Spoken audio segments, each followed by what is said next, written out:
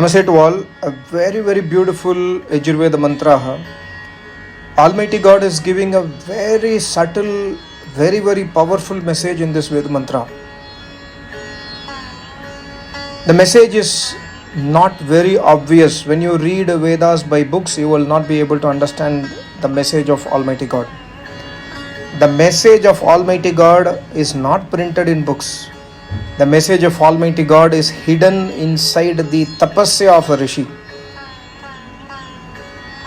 The moment we go to a master who is a samadhist yogi, he unlocks the message of Almighty God. Otherwise, the message of Almighty God is locked in the books. When you read the books of Yajurveda, even the Bhaago written by Maharishi Dhananda Saraswati, we will miss the sublime and subtle messages. Maharishi has definitely given some hints, but the messages of Almighty God is always taken from a samadhist yogi when he speaks the Vedas. The mantra is Kastva vimunchati, satva vimunchati, kasmai tva vimunchati, tasmai tva vimunchati, Poshaaya rakshasaam bhaago asi. Very small mantra. It's a poetic mantra, very poetic. I was reading the Sanskrit Bhashya of Maharishi Dhananda Saraswati, and the message is extremely clear when I read the Sanskrit Bhashya after I listened to this from my Acharya. Otherwise, it's not possible to understand. Maharishi writes, Kaha tva vi munchati. Kaha tva vi munchati. Sukukari yajamanaha tam vividarte kriya yoge tyajati. Not possible to understand. Basically, Almighty God is questioning to the human beings. Kaha tva vimunchati. Who is that human being who wants to renounce bliss? Who is that human being who wants to renounce happiness? Can you show me any human being who does not want any happiness? Who does not want any bliss? Actually, every one of us, the basis of our life is to strive for day-to-day happiness. We live our life in search of happiness. So God says here that there is no one who does not want happiness. Everyone wants happiness. Everyone wants bliss in their day-to-day life. Either it is sensual in nature or spiritual in nature, they don't care. They want happiness. They want sukha. So God says, who is that person who wants to renounce happiness? There is no one actually. Indeed, there is no one. And here, vimunchati means to renounce. Vividarte kriya yoge. So God is giving a message here that the person who wants to renounce happiness actually renounces Almighty God. A person who renounces Almighty God will not have any happiness in his life. And what is the form of renouncing happiness? Is renouncing the yagya, renouncing the kriya yoga, renouncing the tapasya, tapaha swadhyaya ishwar pranidhanani iti kriya yoga. Tapasya means to listen Vedas from Acharya. Tapasya means to put ahutis in burning fire. Tapasya means to speak the truth. Tapasya means to adopt the truth. Tapasya means to control the senses. Tapasya means to control our anger, to control our sensuality, to control all the kam, krodh, madlobh, ahankar is tapasya. Controlling the indriya is the tapasya. Focusing our mind and intellect on Almighty God is tapasya. There is no other tapasya other than this tapasya. Serving the Acharya is tapasya. Serving the parents is tapasya. So God says that person actually renounces his happiness the moment he renounces my kriya yoga, my yagya. Actually here, yagya means serving the Acharya. When we stop serving the Acharya, when we stop listening the Vedas, or when we do not have an Acharya in our life, or when we do not listen the Vedas from an Acharya in our life, we actually renounce the happiness. Renouncing Almighty God is renouncing happiness. And how do we get into Almighty God? We get into Almighty God by Vedas only. There is no other path. This is a Veda mantra from Yajurveda. And Yajurveda Purusha Sukta clearly says, Na anya pantaha vidyate ayanaya. There is no other path other than the path of Almighty God, Vedas. We can try to search happiness in other paths in the world. We can try to find happiness in Islam. We can try to find happiness in Buddhism. We can try to find happiness in idol worship. We can try to find happiness in Jainism or atheism or any other practice, but we will never be able to attain bliss without adopting Vedas is the sublime message of this mantra. And how? By doing Veda, by doing the yagya. Yagya is, of course, putting ahutis in burning fire, but the prime importance of yagya is to listen the Brahma Vidya from Acharya. When you go to any Acharya, the Acharya will do yajna, but he will not stop just by putting ahutis. He will give you the Brahma Vidya inside you. He will open up the secrets of the Vedas. In fact, this Veda mantra also I have listened from my Acharya. So here, Maharishi writes, Vividarte Kriya Yoge Tejate. The moment you renounce the Kriya Yoga, Tapaha Swadhyaya, you renounce the name jap of Almighty God. Today, in today's situation, how many of us does name jap of Almighty God? We do not know the name of Almighty God. We know the name of Almighty God as Sri Ram or Sri Krishna or Hanuman or Shiva or Hare Rama or Allah or Jesus. This is not the name of Almighty God. Almighty God name is from the Vedas. We must chant the name of Almighty God from the Vedas. And chanting the name of Almighty God from the Vedas is Swadhyaya. Reading the books written by Rishi Munis on a daily basis is Swadhyaya.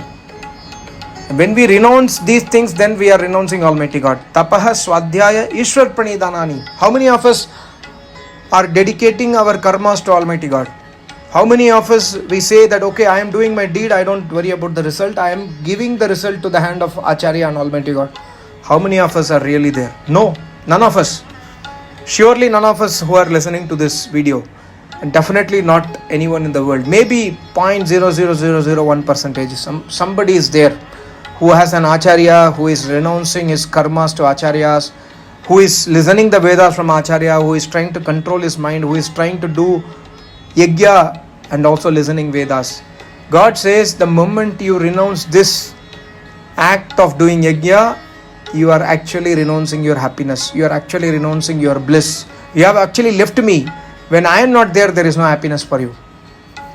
We can try to find out 100,000 ways to find happiness. People say that I am very happy because I am doing this meditation. I am doing, this Kriya, Sudarshana Kriya, somebody says Shambhavi Mahamudra, somebody says Taoism, somebody says Zenism, somebody says Buddhism, somebody says I am happy because Allah is there for me. Anybody can say anything. They might be happy for some time also, but they cannot be in ever blissful situation, because the next birth Almighty God will severely punish us. The next birth will be in dukh for us. So God gives a message that if you want to have eternal happiness, go to Acharya to listen Vedas. Do Yajna with Acharya. Do Kriya Yoga, Tapaha Swadhyaya, Ishwara Pranidhanani. Then you will have a happiness. And further the mantra says, kasmai tva vimunchati, tasmai tva vimunchati. See, God says, I have created this world. I have given you different type of herbs. I have given you all the animals to you, all the domestic animals like cow, buffalo, etc. Unless you utilize the articles given by me to use it for the yajna, where is the happiness? You must utilize the ghee from the gai. You must utilize all the herbs, all the lentils and rice and other things and honey, etc. Mix it in the samagri and try to do ahutis in the burning fire. When you start putting ahutis in the burning fire, kasmai tva vimunchati. Why somebody is collecting all the articles to put ahutis in the burning fire? For attaining sukha.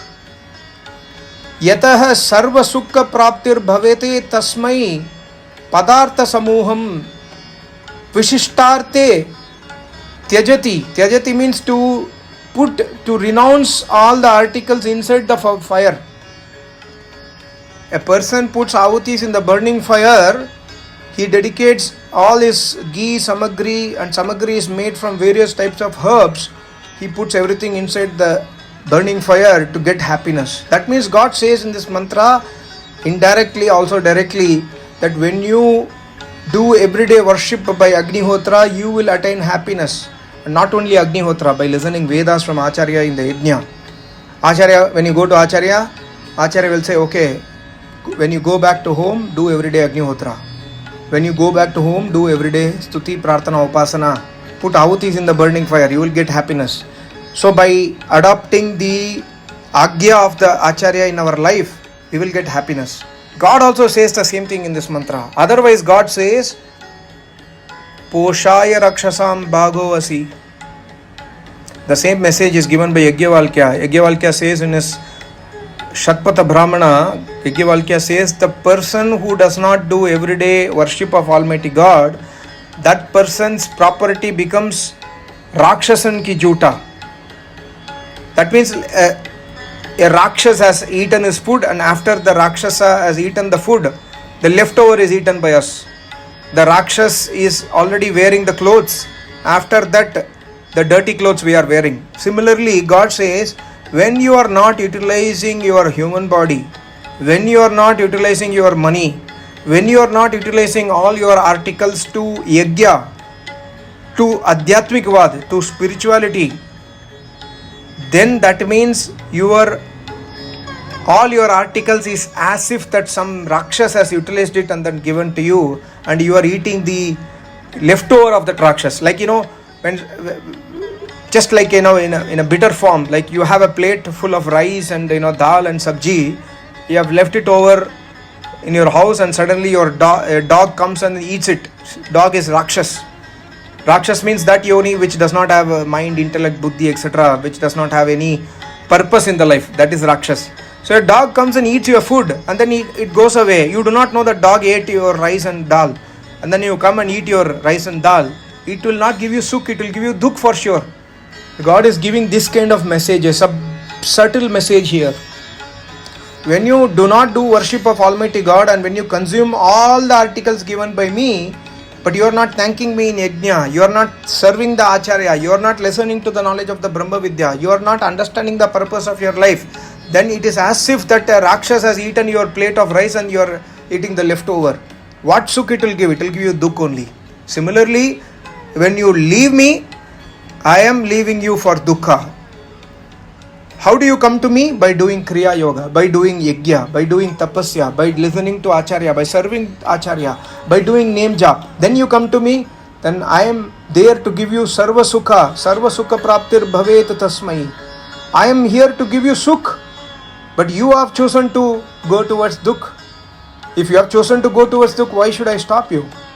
Stop my yagya, stop my stuti, prarthana, upasana, then obviously dukh will come to you. There is no sukh for you. So this message is very, very secretive. In today's situation, we are going to all the self-made gurus. None of them are inspiring us to do Vedic yagya. None of them are inspiring us to listen Vedas. None of them are inspiring us to do everyday name jap of Almighty God. They are inspiring us to do Ram Rama Krishna Krishna, which is not the name of Almighty God. They are inspiring us to chant Om Namah Shivaya, Shambho Mahadevaya. This is, of course, Shambhu Shiva is the name of Almighty God. But when you sit in the front of a statue of Shiv Maharaj, who was a human being, and then chant Om Namah Shivaya, this is not Almighty God's name. It is insult to Almighty God. God's name is Shiva, but that God is formless. Shiva means Kalyanakari, one who does benefit to all. So here God gives a message. If you want to renounce happiness, renounce my yagya.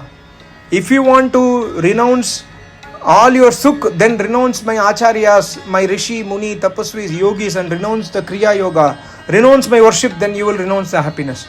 That means if you want happiness, if you want bliss in your life, then you must adopt the Vedic path. There is no other shortcut. This is a very, very important message. Maybe it's a bitter mantra, bitter for those people who have their own form of worship. But this truth is unchangeable, unchallengeable. Thank you so much. Namaste. Om.